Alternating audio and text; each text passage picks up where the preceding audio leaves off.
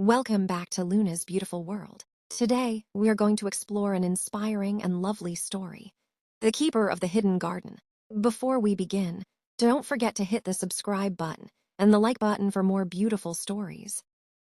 In the heart of a bustling metropolis, where skyscrapers seemed to scrape the very clouds, lived Elias.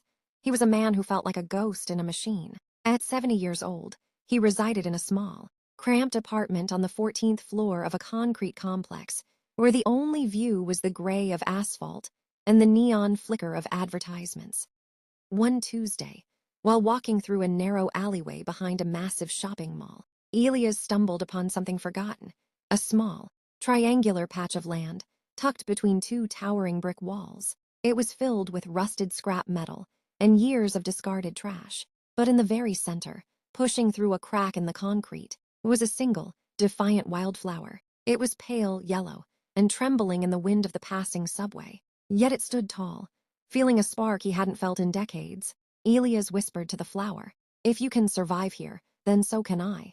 Elias began to visit the alley every day, clearing the trash and filling heavy bags with debris, despite the mockery of passers-by who called it a waste of time. He spent his small pension on rich soil and seeds, marigolds, lavender, and sunflowers, hauling buckets of water from his apartment block after block to nourish the thirsty earth. As months passed, the dump began to breathe.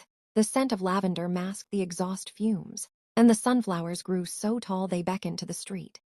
The transformation soon caught the eye of Maya, an exhausted nurse who followed the scent of mint into the alley after a double shift. Finding Elias pruning a rosebush, she asked to simply sit on a wooden bench he had fashioned from reclaimed pallets.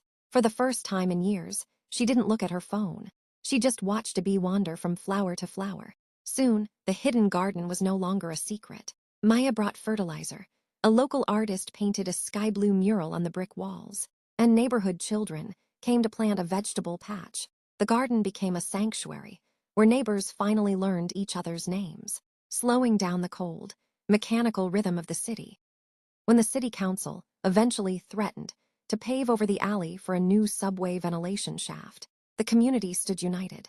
Led by Maya and the local children, they petitioned and protected the greenery until the council relented, declaring it a protected community space. As winter arrived, Elias sat on his bench watching the snow fall on the dormant plants. He knew that even if he were gone, the garden would remain, for he hadn't just planted seeds in the ground. He had planted hope in the hearts of 1,000 souls who had forgotten how to feel. What lesson did you learn from today's story? Share your thoughts in the comments below. Don't forget to like this video if you enjoyed it. Stay safe, and goodbye.